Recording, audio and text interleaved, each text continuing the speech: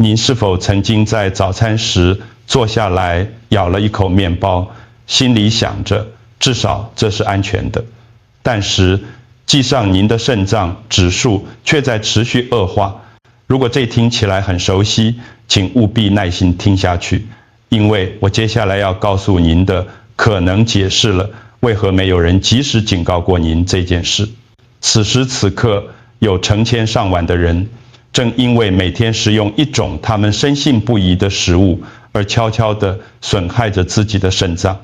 它不会引起疼痛，不会引发症状，也没有任何警告性，好告诉您该停下来，而这正是它的危险之处。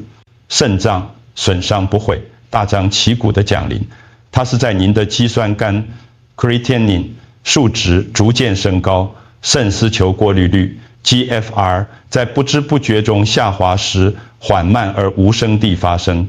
我是林医师，多年来我看着许多病患遵循了所有的医嘱，少盐、多喝水、避免红肉，结果却在检验报告突然出现红字警讯时感到措手不及。等到水肿、疲劳或夜间频尿等症状终于出现时，可能已经丧失了60%到70%的肾功能。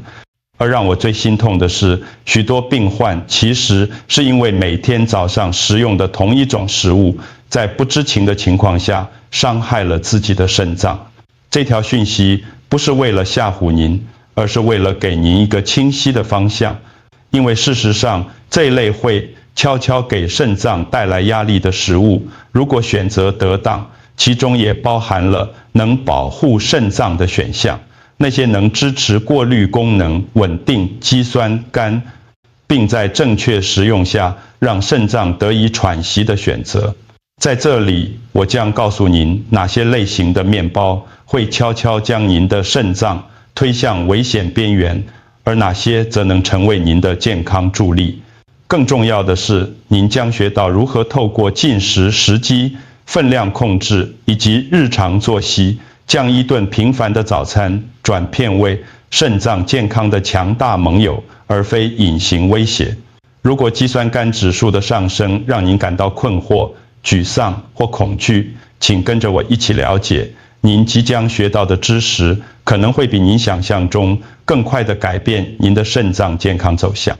大多数人没有意识到的是，肾脏损伤很少源于一次戏剧性的错误，而是源于重复每天早上做出的同一个微小选择，悄悄地在肾脏上堆叠压力，直到数值最终说明了一切。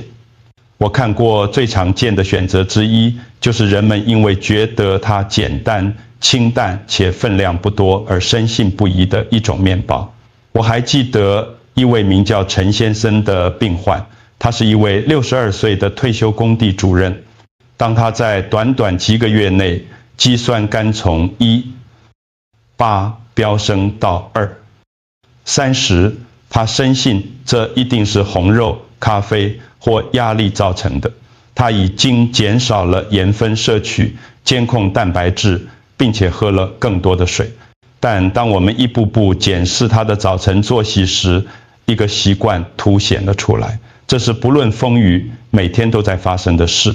他每天早上都以精致白吐司开启一天，认为这很无害，因为它蛋白质含量低且容易消化。这就是他不知道，且大多数人从未被告知的事实。精致白面包即使尝起来不甜，也会使血糖迅速飙升。这个种突如其来的葡萄糖激增会引发炎反应，增加肾脏内部的肾丝球内压 intraglomerular pressure， 迫使过滤单位必须超负荷工作。研究显示，反复的餐后血糖飙升会加速肾功能衰退，特别是对于50岁以上的成年人，即使没有糖尿病也是如此。随着时间推移，这种压力会在没有疼痛或警告的情况下，悄悄推高肌酸酐数值。当陈先生将那种面包换成对肾脏友善的替代品，并调整了吃法后，改变是可测量的。在8周内，他的肌酸酐降回2，0以下，肾丝球过滤率从30几分进步到40几分，他的饮食中没有其他改变，仅仅是移除了那一个日常的触发因子。这甲梨的关键教训并不是面包就是坏的，而是吃错了种类，用错了方法，会造成您的肾脏日复一日承受无形的压力。问题之所以被放大，是因为这个种习惯让人感觉安全、熟悉且例行公事。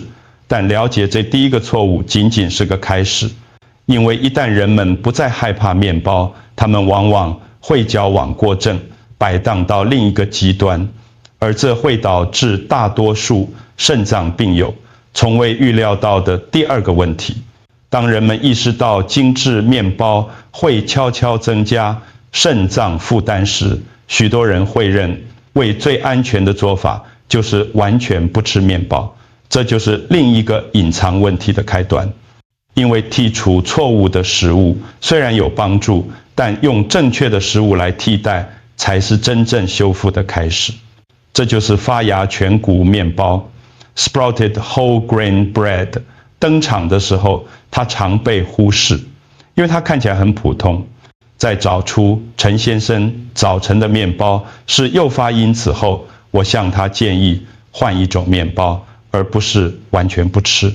他当时很怀疑，告诉我面包不就是面包吗？但几周后，他的检验报告开始诉说不同的故事。这就是为什么发芽面包在体内的作用截然不同。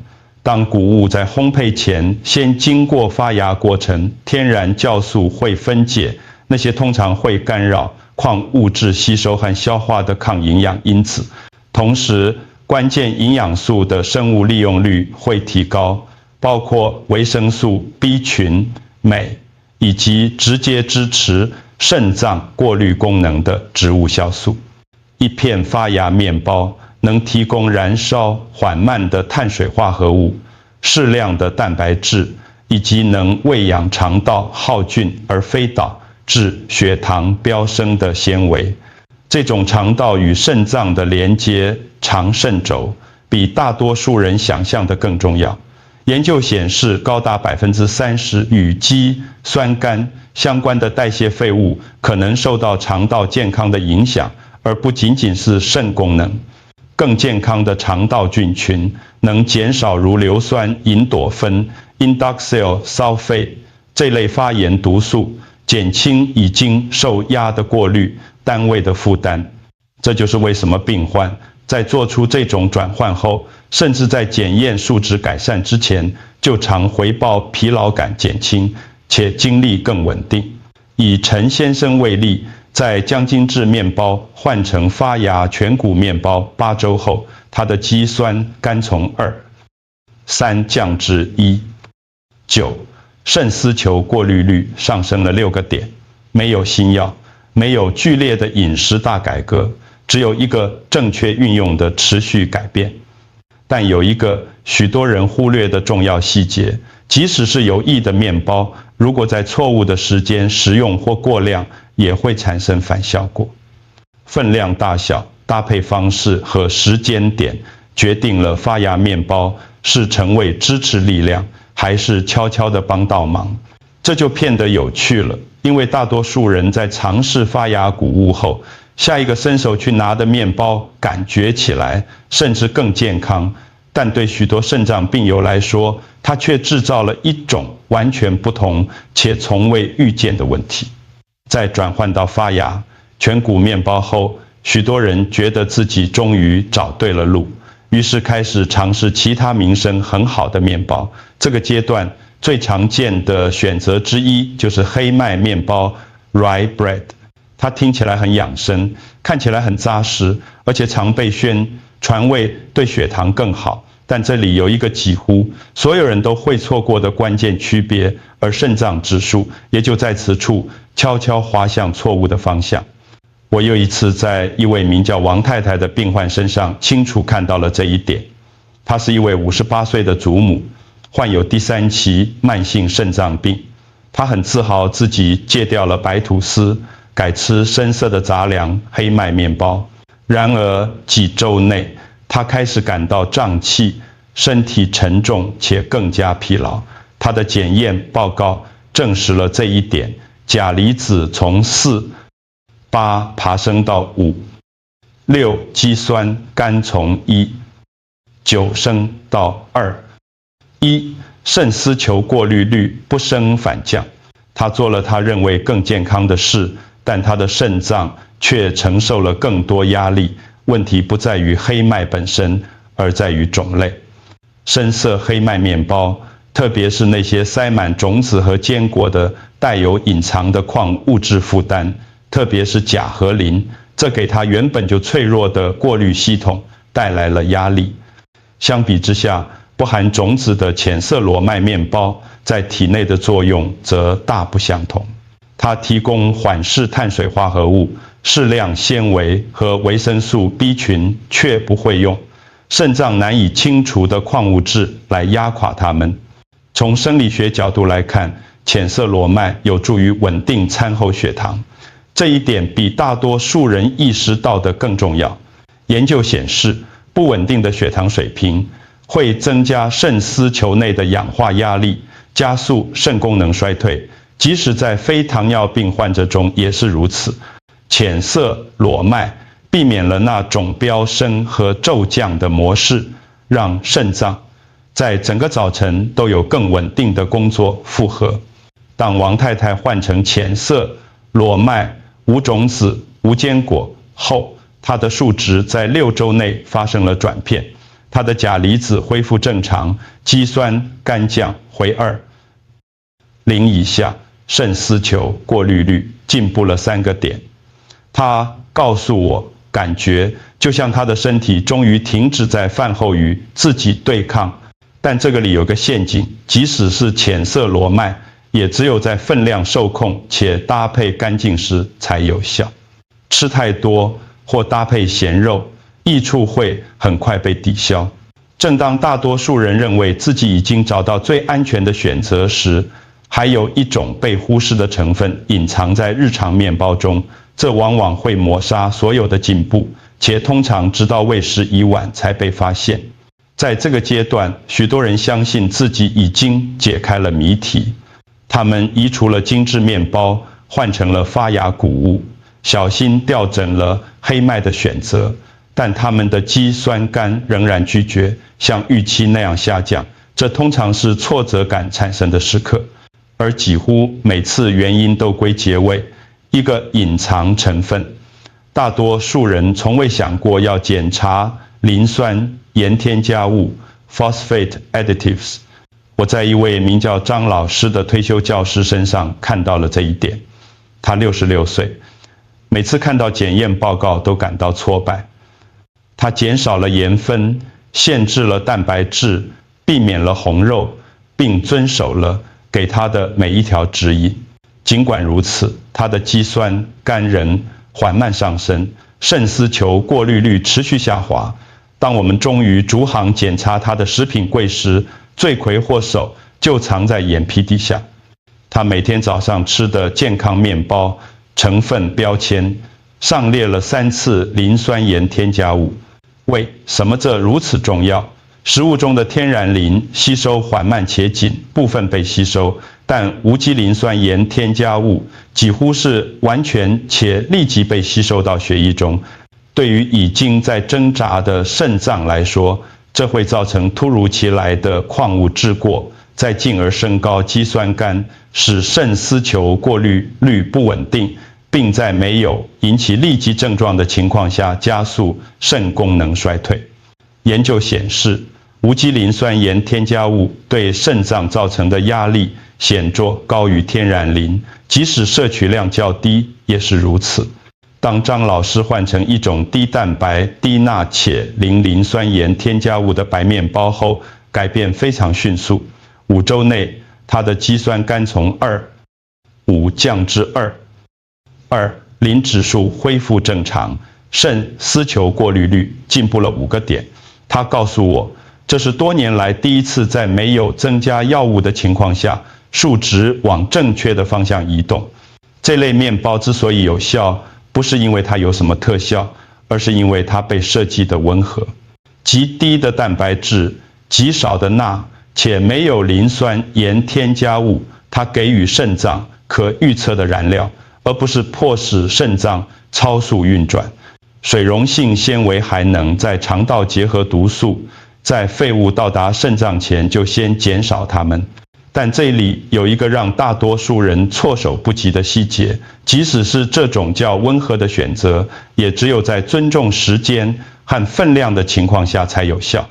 如果在深夜食用或搭配大量蛋白质，好处会迅速消失。这带我们来到最后一种面包选择，这是一种人们自以为已经了解，但几乎所有人都搞错了的面包。这种错误可能会悄悄决定他们未来的肾脏健康。当大多数人到了这一步，他们深信自己已经知道答案：全麦面包 （Whole Wheat Bread）。这听起来很负责，听起来很安全。多年来，它一直被推广为健康的预设选项。但这正是关于肾脏健康最具破坏性的假设之一，悄悄生根的地方。因为全麦只有在选对版本且用对方法时才具有保护作用。我在李先生身上清楚看到了这一点。他是一位71岁的前工程师，对饮食一丝不苟。他每天选择全麦面包，相信这对肾脏有帮助。然而，他的肌酸酐持续攀升，脚踝开始水肿，精力也消失了。当我们仔细观察时，问题不在于小麦，而在于钠。他信任的那种面包，每片含有近300毫克的钠，这超过了他肾脏1天2次所能负荷的量。这背后的科学原理是，过量的钠会增加体液滞留并升高肾丝球内压，迫使肾脏在持续的张力下进行过滤。研究显示，高钠摄取会加速肾丝球过滤率的衰退，并恶化慢性肾脏病患者的蛋白尿问题，即使总热量和蛋白质都已控制。相反地，每片低于80毫克的低钠全麦面包在体内的作用截然不同。当李先生换成低钠全麦选项后，结果显而易见，2个月内他的肌酸酐从1降至1。8.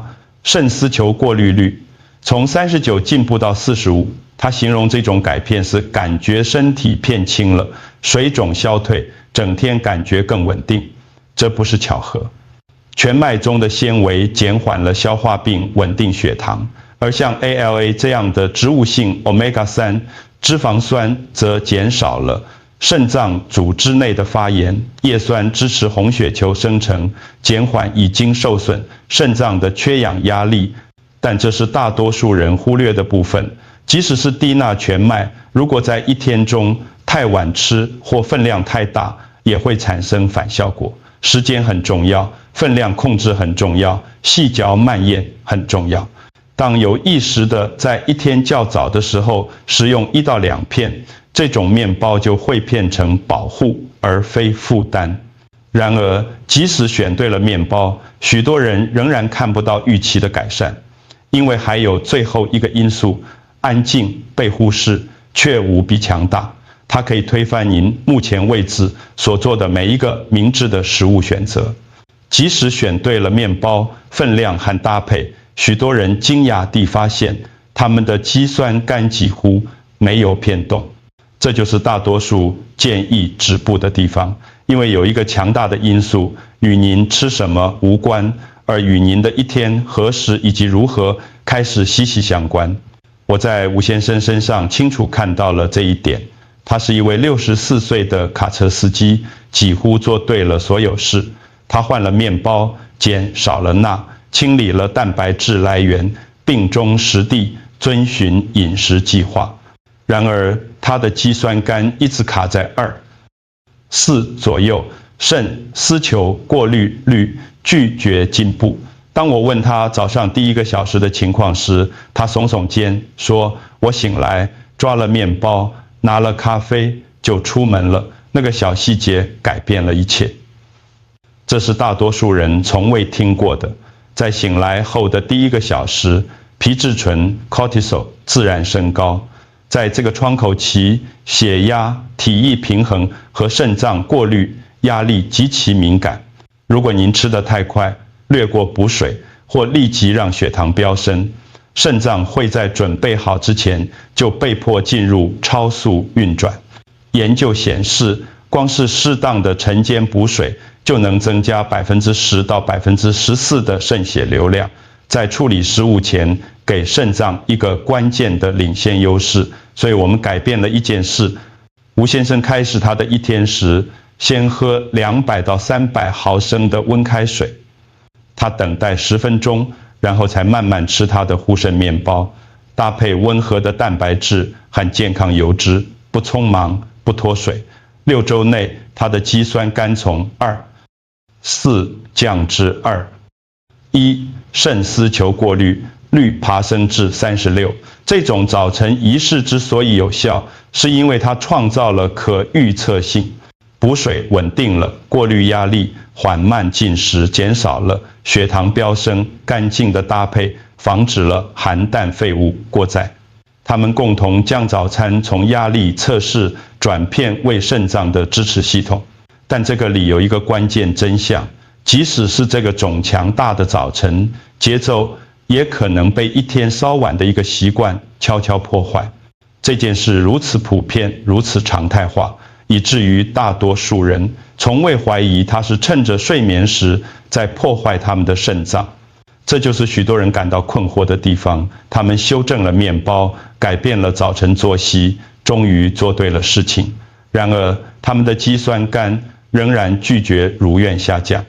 几乎每次原因都归结为一个安静的习惯，在他们睡觉时抵消了一切。太晚吃晚餐。我在刘小姐身上看到了这一点。她是一位60岁的会计师，完美遵循了每一条指引。她的早餐例行公事很稳固，面包选择很干净，钠和蛋白质都在控制之下，但她的肌酸酐顽固地停留在2.0左右，肾丝球过滤率从未超过30几分的后段。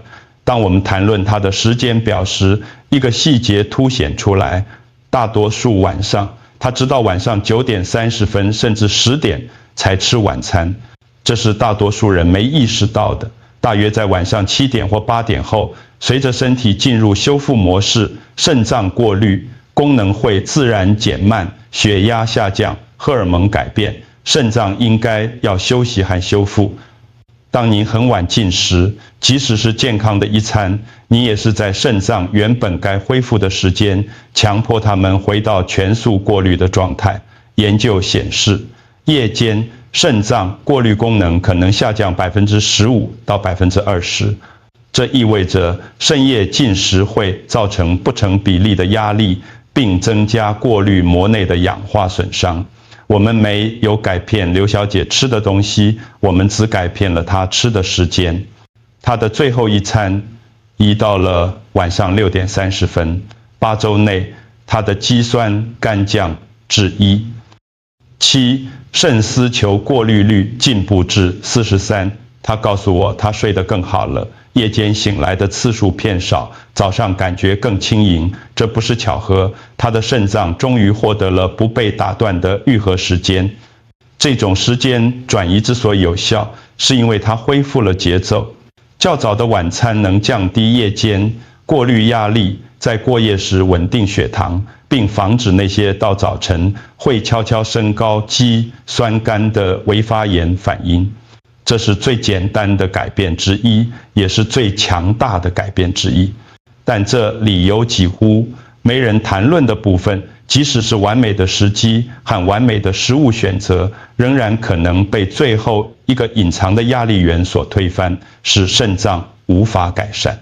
了解这一点，可能决定您所有的努力是否真的能获得回报。如果您已经读到这里，我希望您知道一件重要的事：您并不软弱，您也没有辜负您的身体。不断上升的肌酸酐数值会让任何人感到恐惧、困惑，甚至绝望。特别是当您一直在尝试做正确的事情时，我每天都看到这种挣扎。我要您清楚地听到这句话：您的肾脏没有放弃你也不必放弃它们。事实是，肾脏健康很少因一个戏剧性的决定而改变，它是由持续做出的小而深思熟虑的选择所塑造的选择。正确的食物，尊重时间，正照节奏而非压力。这些选择比您被引导相信的更重要。即使进步感觉很慢，身体往往在检验数字赶上之前就已经在悄悄回应了。我给您的建议简单而有力，不要试图一次改变所有事情。从您今天能控制的事情开始，留意您早上吃了什么，给您的肾脏时间温柔地醒来，注意您晚上何时进食。最重要的是，停止因为不知道那些从未有人教过您的事而责怪自己。觉察不是内疚，而是赋权。如果您关心保护您的肾脏健康，欢迎持续关注这些资讯。我们分享最新的实用医学见解，帮助您降低肌酸酐，保护肾丝球过滤率，并在问题变得不可逆转之前做出明智的决定。这不仅仅是获取资讯，更是加入一群认真看待健康、学习如何与身体合作而非对抗的人们。请记住，肾脏比大多数人意识到的更有韧性。有了正确的支持、正确的时机和正确的照护，改善是可能的。持续选择支持您身体的事物，持续提问并持续相信更好的健康仍在触手可及之处。